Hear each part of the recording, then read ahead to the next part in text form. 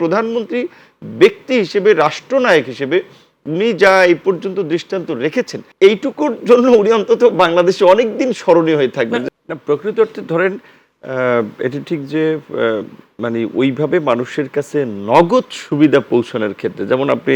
স্বাস্থ্যসেবা আপনি যদি এটা নিশ্চিত করতে চান তাহলে আপনার আগে একটা অবকাঠামো নির্মাণ করতে হবে। বাংলাদেশের ডাক্তারের শর্টেজ আছে, ডাক্তার অ্যাপয়েন্টমেন্ট করতে হবে, নার্সের শর্টেজ আছে, নার্স নিয়োগ দিতে হবে, মেডিকেলের যন্ত্রপাতি 10 বছর আগের এক্সরে মেশিন চলে না, ব্লাড টেস্টের আপনার যন্ত্রপাতি নাই।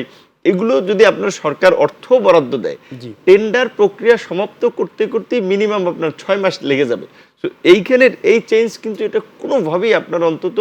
বছর খানেকের আগে আসলে দৃশ্যমান করা সম্ভব নয়। যেমন ধরেন আমি আজকে শিক্ষা প্রকৌশল প্রধান প্রকৌশল ওনার কাছে গিয়েছিলাম, যদিও প্রোটোকলে ওনার কাছে আমার যাওয়া লাগে না, ওনাকে ডাকলে ফোন দিলে উনি অফিসে আসে।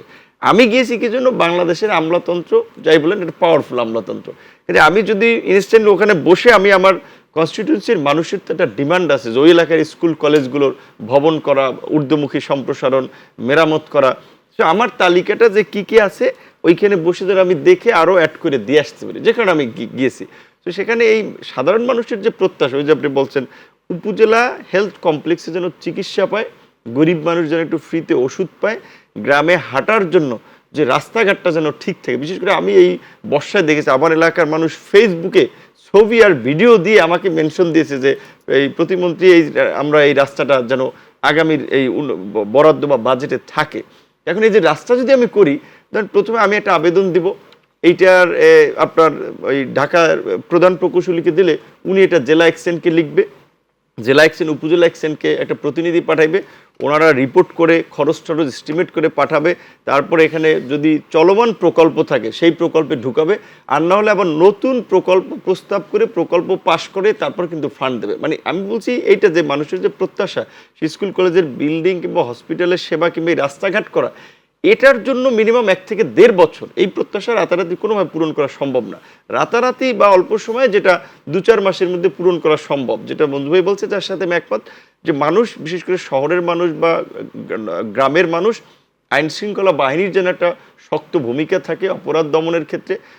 গ্রামগঞ্জে বা আমরা যেটা ধরেন এটা পলিটিক্যাল ডায়লগ হোক আর কিছু তো বাস্তবতা আছে, এই যে চাঁদাবাজি বা মানুষকে জিম্মি করা, পলিটিক্যাল প্রভাব ব্যবহার করে জুলুম করা, এটা যেন বন্ধ হয়। এই ক্ষেত্রে আমি মনে করি যে অনেকখানি কাজ হচ্ছে, কারণ প্রধানমন্ত্রী যেভাবে ডাউন টু আর্থ একেবারেই সাধারণ মানুষের মধ্যে মিশে যাচ্ছেন, সাধারণের মতো জীবনযাপন করছেন, প্রধানমন্ত্রীর দলের লোকেরা সেটা এমপি হোক, মন্ত্রী হোক, নেতা হোক, তারা কিন্তু এটা ফলো করতেছে যে আমাদের প্রধানমন্ত্রী এইভাবে সাদাসিধে লাইফ লিড করতেছেন, তিনি এটা চিন্তা করতেছেন। এমনকি এটা আমি তো একটা ভিন্ন দল করি, রাজনীতি গণ অধিকার পরিষদ সরকারের অ্যালায়েন্স হিসেবে আছি, বাট তারপরে আমি এটা বলবো যে প্রধানমন্ত্রী ব্যক্তি হিসেবে রাষ্ট্রনায়ক হিসেবে উনি যা এই পর্যন্ত দৃষ্টান্ত রেখেছেন এইটুকুর জন্য উনি অন্তত বাংলাদেশে অনেকদিন স্মরণীয় হয়ে থাকবেন। সেটির সাথে আপনারা কতটা তাল মিলাতে পারছেন, আপনারা যারা তার অ্যাসোসিয়েট? এটা আমি তো মনে করি আমার ক্যাবিনেটের বিশেষ করে সহকর্মী হিসেবে মন্ত্রী প্রতিমন্ত্রী যাদেরকে দেখি সবসময় প্রত্যেকের মধ্যে এই আলোচনাটাই থাকে যে যেমন সরকারের ধরেন একটা ব্যয় সংকোচন নীতির জায়গা থেকে আপনার আগে প্রধানমন্ত্রীর জানেন যে আপনার কার্যালয় বা অফিসের ডিনারের বিল ছিল 900 টাকা, সেটা উনি 150 টাকায় নিয়ে এসেছেন। তারপরে আমাদের সরকারি প্রত্যেক অফিস আদালতে সিম্পল চা কিংবা নাস্তার খরচ কিন্তু কমিয়ে দিয়েছেন, জ্বালানির খরচ ক্যাবিনেটে আলোচনা করে কমিয়ে দিয়েছেন, গাড়ি বিলাস বলছে এই সেন্সে আমাদের যে শুধুমাত্র এমপি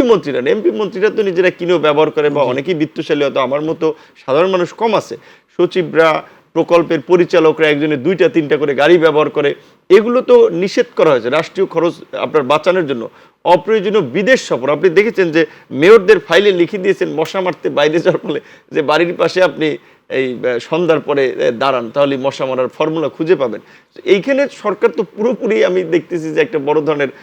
পরিবর্তন অন্তত করেছে। আমরা বিশেষ করে এমপি মন্ত্রীরা আমি মনে করি আমি যে গত 1 মাসে এলাকায় যাই নাই, কিন্তু প্রতি মুহূর্তে আমি এলাকায় থেকে প্রত্যেক ইউনিয়নে আমার এস্টিমেটটা আমি নিয়ে নিছি, আমার কনস্টিটিউয়েন্সিতে কয়টা স্কুলের ভবন প্রয়োজন, নতুন ভবন, কয়টা ঊর্ধ্বমুখী সম্প্রসারণ প্রয়োজন, কোন হসপিটালে আপনার স্বাস্থ্য পরিবার পরিকল্পনার ইউনিট ভাঙাচোরা, কোনটা মেরামত প্রয়োজন,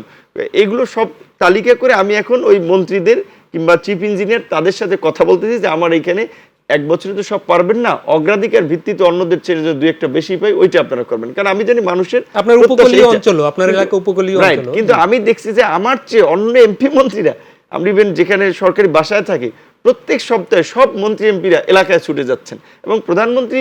নিজেও আপনি দেখেন যে মোটামুটি এভরি উইকেই কিন্তু তার বাইরে একটা করে প্রোগ্রাম থাকে, এই যে ফ্যামিলি কার্ড ইস্যু হোক, খাল খনন বা বিভিন্ন ইস্যুতে। দ্যাট মিনস এটা সরকার যে পিপলের সাথে এনগেজমেন্ট ঘটাতে, জনগণের ভাষাটা বোঝার জন্য কাছে কাছে যেতে চায়। এমনকি কিছু তরুণরা, ধরেন আমি দেখেছি একবার প্রধানমন্ত্রী একবার একটা ফটো কার্ড পাঠাইছেন ফেসবুক ইনস্টাগ্রাম থেকে, জি, কেউ তাকে পাঠিয়েছে কি ময়মনসিংহে আপনার একদল তরুণ তারা একটা মানুষের বা কোনো পরিবার একটা নতুন সন্তান জন্মগ্রহণ করলে তাকে দুটো গাছ উপহার দেয়। এটা নিয়ে আমি দেখলাম ওই পরিবেশ মন্ত্রীকে বলছে যে এটা একটু আপনি ওদেরকে একটু এনকারেজ করেন। তো একটা ছোট ইস্যু, এটা দেখতে প্রধানমন্ত্রীর নজরে আছে। এমনকি আমাদের বিভিন্ন উদ্ভাবন, যে তরুণরা ছোট ছোট ক্রিয়েটিভ কাজে যখন আমরা সোশ্যাল মিডিয়াতে বা বিভিন্নভাবে নিউজে দেখি, প্রধানমন্ত্রী ডেকে তাদেরকে এনকারেজ করতেছেন। মোট কথা হচ্ছে শহীদ রাষ্ট্রপতি জিয়াউর রহমানের বিএনপির যে পলিসিটা ছিল একটা স্বনির্ভর বাংলাদেশ এবং বাংলাদেশকে একটা স্বাধীন সার্বভৌম রাষ্ট্র হিসেবে পৃথিবীর বুকে মাথা উঁচু করে দাঁড়ানো, এই জিয়া পরিবারের রক্ত হিসেবে আমি এটা মাননীয় প্রধানমন্ত্রী তারেক রহমানের চিন্তা ভাবনা কাজে কর্মে এটা দেখতে পাচ্ছি। এবং তার অ্যাসোসিয়েট আপনি যেটা বলেছেন তারা ওই লাইনে আছে, কারণ ওই লাইনচ্যুত হলে তারা টিকবে না।